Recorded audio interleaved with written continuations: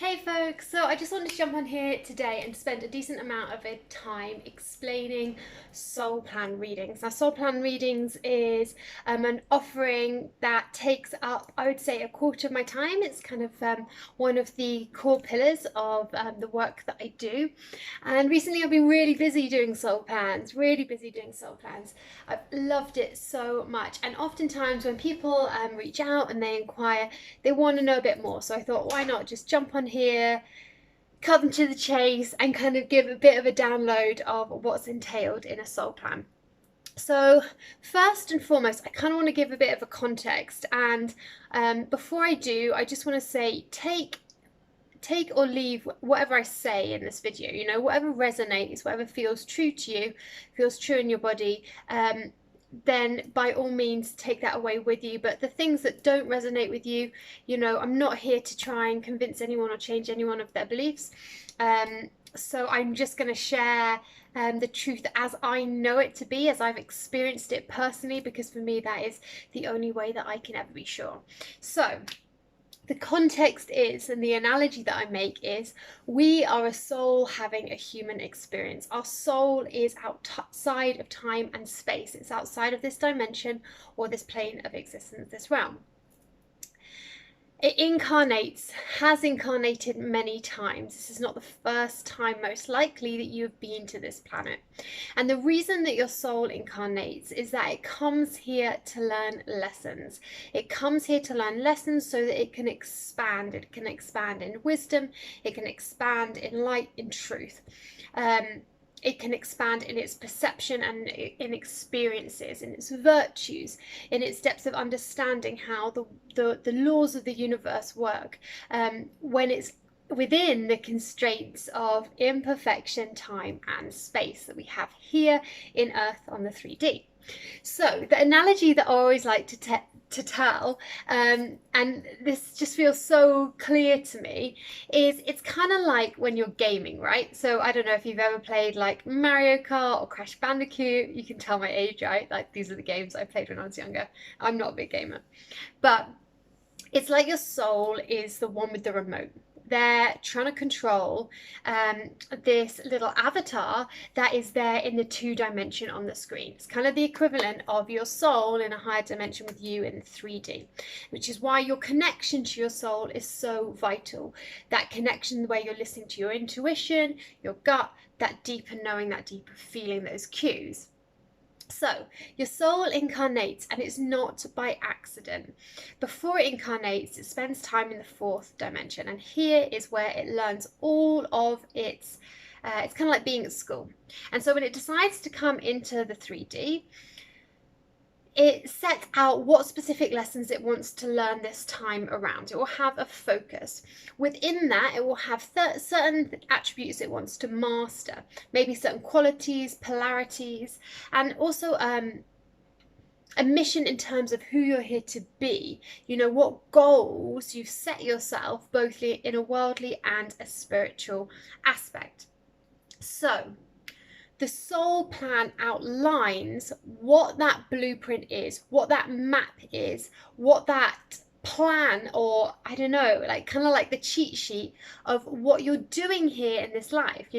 Think of it as your soul is going to school, and coming into incarnation for a lifetime is kind of like the exam. Wouldn't you want the cheat sheet, right? So here you come into this planet, and the way that the soul plan works is, I'm just going to take you back now into the history of the soul plan. The way the soul plan works is it's based on a very ancient Kabbalistic text, a Hebrew, that's written in Hebrew, called the Sefer Yetzirah. Now, the Sefer Yetzirah, like many religions in the world, speaks of the truth that in the beginning there was a word, that from the beginning of unity, consciousness, and before things were manifest, brought into being, they're brought into being with conscious intent through the word. They were spoken into existence. So what are words made up of? They're made up of letters. So we take the birth name, from your birth certificate, your full name, and through the soul plan process, kind of like numerology, we break it down into the different Hebrew letters that are then corresponding with 22 energies that make up the whole cosmos, 22 energies that are here in the known earth realm that we're in. Now, these 22 energies, if you think about it kind of breaking out from unity, first of all, we have the 4 elements: earth, water, fire. Earth, water, fire. Blank on the other one. Air, thank you. Earth, water, fire. Then we have polarities like life and death, polarities like ugly and beautiness, wisdom and folly. Then further out from that, we have the qualities like anger, like sensuality, like sleep. And so each of these energies is associated with a certain element, quality, or polarity, because that is what that energy is assigned to master, is focused on, is revolving around, can I say. So the Sefer Yetzirah, this old Kabbalistic text, is really the ancient roots of so much of what we know as the mystical arts in the world today. The tarot, traditional magic, astrology, some of numerology. And a guy called Frank Alper, way back when, through this, studying this text, studying kind of the philosophy behind it, and he channeled, based on this deep study, a process called the soul plan, which enables us to go, and it's kind of mathematical in its approach, enables us to go from your birth name to the soul plan. Now, the soul plan looks like, I'm going to show you one actually.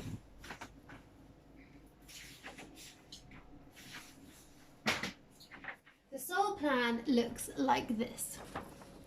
So it's 2 triangles, a Merkaba or a Star of David, whatever, makes sense to you. But I think of it as the Merkaba. And what we have is we have 1 triangle facing upwards towards the heavens above, 1 triangle facing downwards towards the earth. And this represents the truth of what the human is able to achieve, that we are both in this world but not of it. We are in the manifest world, the physical dimension, part of this planet, this conscious being that is Mother Earth, and we are from a place above, from a dimension above, from the stars, from the light within us, right? And so to be able to understand what is going down in your life, this Merkaba is so helpful. Because essentially within every triangle we have 3 corners. Each corner has the energy that you're dealing with in that position. So we have the challenges, we have the talents, and we have the goals in a worldly aspect. And then same the other way around in a spiritual aspect. Your spiritual or worldly challenges are chosen by your soul so that you can learn something, so that you can master something. It might be building up resilience, it might be building up self-awareness, it might be building up patience, confidence, compassion, creativity, flow. I mean, so many aspects, right? And so your soul places that energy in a challenge position for you to begin with. Kind of like if you're playing Mario Kart, those hurdles in front of you, the baddies you have to beat. And that will show up. How does it show up as a challenge? It shows up by that energy being out balance, either too much of that energy or too little of that energy. It can be recessive. It can just be swinging between the polarities of that energy. And so oftentimes, and this is why it feels so aligned for me to do these soul plans, so much of what I'm here to do in my Dharma is about bringing people back to balance, bringing people back to harmony, both within and without, within and in connection to all the planet. To overcome the challenge is about bringing it back into balance, is about embodying it, is about understanding the truth, the deeper truth behind what the patterns of this unbalanced energy is trying to tell you. So before you panic and you think, oh great, so my soul's just, all the shit that's gone on in my life, is my soul just choosing to put it there, those times of trauma, those challenging family members, those people that have really screwed us over, what you're saying, we've chosen it. Well, yes, we have, but it doesn't end there. your soul has also ensured, and I kind of think of it like this, right? The energies that are in your soul plan is kind of like if you go off on a little trip, you pack what you need in a backpack. And this is like the energies in your soul plan. You've got everything you need in that backpack to complete the lessons, to reach the goals that you set for yourself in this lifetime, to stay on mission. So, with your challenges, you have got the perfect antidote to overcome them, and those energies sit in your talent position. Those are the energies that are really already embodied within you. They're your innate gifts, your innate skills. They're already mastered, maybe from previous lifetimes. And these really enable you to bust through those blocks. But one thing that the soul plan reading really enables is an acceleration in your awareness, in your understanding, in your conscious appreciation for why a pattern is showing up and what to do about it, so that you can apply those innate talents as a means to bring those challenging energies out of the opposing position, e.g. standing against you and what you're trying to achieve, to be on board, to be embodied, to be, there standing behind you as one of your strengths. Because that is what happens when we overcome those challenges. They become part of our team of energies and they become on side with us. So we get stronger, we expand every time that we understand and master more deeply what these energies mean. Now, in the worldly triangle, the triangle that faces down, oftentimes that process of overcoming a challenge by using your talents as a way to reach the goal, that's the third point of the triangle, happens within the formative part of our years, or at least I would say the first third of our life. So oftentimes I see people really understanding or beginning to wake up as to what their challenges are, what the patterns are, what the blocks are, what the sabotage is, in the first kind of 30 years of their life. Like maybe 20 if it's been really easy, or they're already dropped in, or they're super, kind of evolved or awake, or whatever you want to term it. But oftentimes between like 30, maybe 40. Can be later, depending on, many factors, right? Age and evolution of the soul, origin of the soul, role of the soul. Anyway, so you have these worldly challenges that's showing up. And what's so interesting when I speak to clients is oftentimes they're not even aware that it's been a pattern at play, So I'll give you a good example. A really common energy I see in this position is the experience as a child of feeling on the outside, of feeling like the normal conventions, the normal institution ways of doing things didn't make any sense to them. They really struggled with the structures around them. Maybe it was the structure of the way the school worked, maybe the way the family unit worked, maybe education at large. And as a result, rather than stay in their truth to keep love and to stay safe, they compromise aspects of themselves. So that becomes subconscious because that happened in the formative years. There's no memory of it that's readily available in the mind. We have to delve for it. But once you see the pattern, like, oh, okay, I have a pattern of really struggling, feeling on the outside, and that has led to whatever it's led to, wherever you've gone with that, then you can understand what needs to be repaired. I'll give you another example that might be clearer.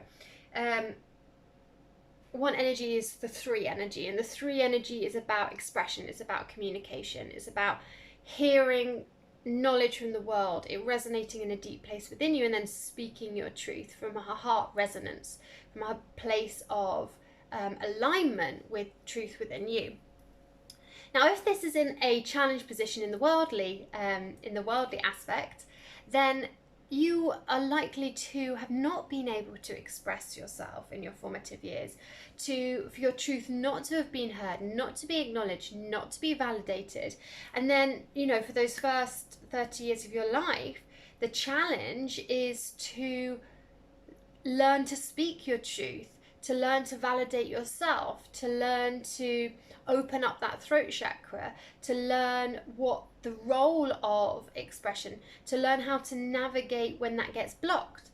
So it's really, really helpful to unpick the things that are standing in your way.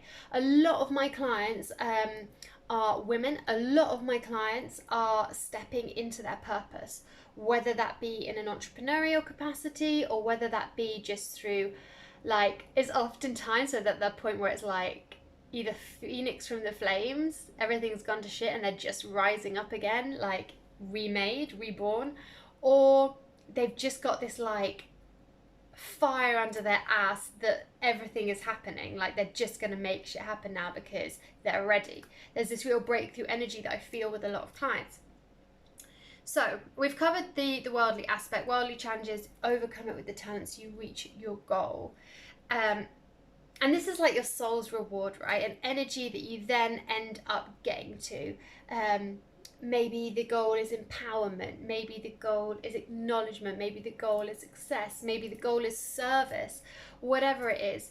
And once you've had a certain level of unlocking of the energy in the worldly challenge position, then you start to transition to the other part of the chart, the upward facing triangle, the spiritual aspects. And this is when we start to understand our position within a greater whole. This is when we start to, you know, it's almost like the first part of the triangle where I'm blocking our lower chakras. You know, it's like, right, how do we make sure that we're meeting our needs? How are we integrating those parts of ourselves? How are we coming back into alignment? How are we re-understanding relationship, sacral chakra? How are we reclaiming our power, solar plexus? And when all those lower chakras are kind of unlocked and back firing on all cylinders, then we start to work and move up through the energies.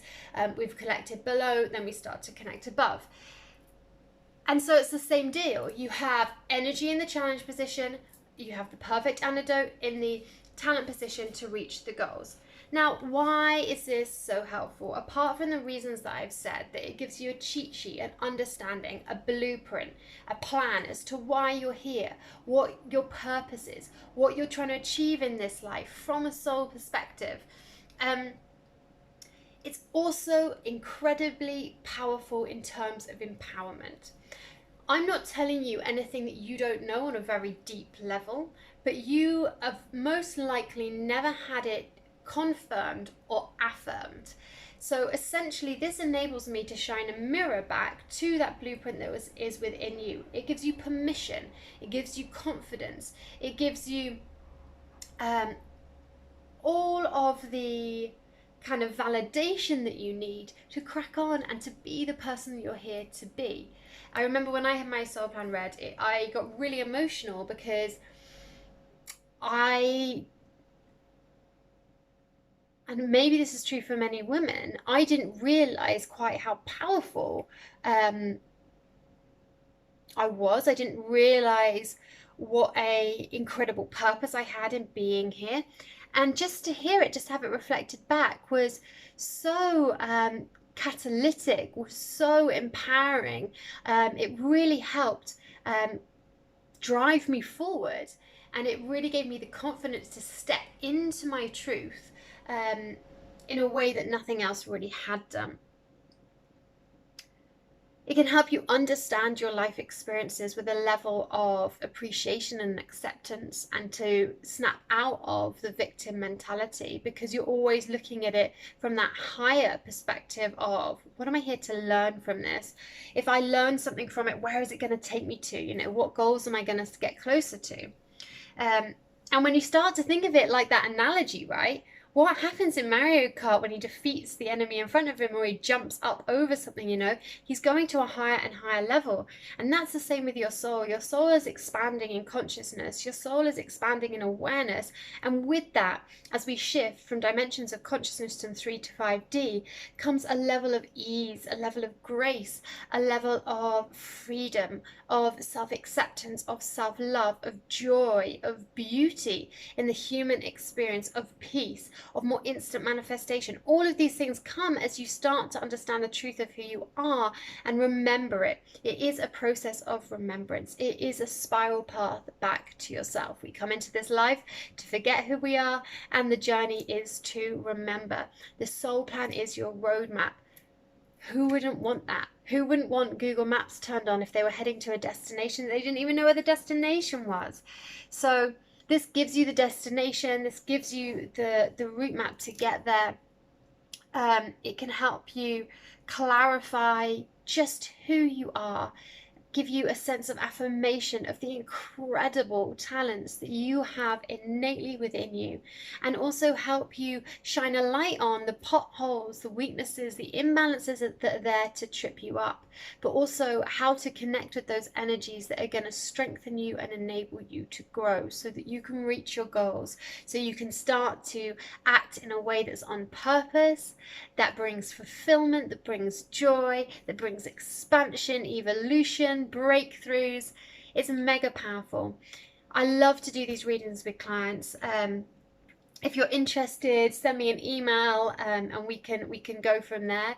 What it normally entails is about 2 hours. I do it slightly differently than some people who read soul plans out there, because I make it into a fuller, more holistic experience, in that I do a little bit of explaining at the beginning. We do a deep meditation where I draw on and connect with all of the energies, guides that we need, a bit of a multi-dimensional healing in that sense. Then we do the soul plan reading, questions, discussion as we go through, and I include a number of suggested therapies, self-help tools, healing modalities as we go along. I also tend to check in kind of psychically about where you're currently at in the plan. I ask quite kind of questions to help you bring clarification as to what might be coming up for you, and to shine awareness where you most need it. I translate the plan in that way for you. And then we do a healing at the end. So it's about 2 hours. You're going to get that healing, you're going to get that reading, you're going to get that multi-dimensional reconnection to the higher aspects of you and your healing team. You're going to get the context. I send over the chart, the plan afterwards, and the Zoom recording of it all. The way that I've started working now, which is quite honestly, I think the most effective, is that people are coming to do a soul plan, and then we use that as kind of the foundation for our coaching and healing work together, because we're aware of the lay of the land, and then we go through a breakthrough process to really escalate things for them. There's 2 ways that I do that at the moment. One includes a lot of support material as well as our one-to-one calls. One is just the one-to-one calls. So if that is of interest to you, please do reach out, and we can figure out where it is that you're trying to get to, what's standing in your way, and enable you to sprint, take off and soar, because now is the time. If this resonates with you, I look forward to hearing from you. I hope this video was helpful to give you a bit more context about the soul plan, about its purpose, function, value, and yeah, any questions, don't hesitate to get in touch. Lots of love. Cheers. Bye.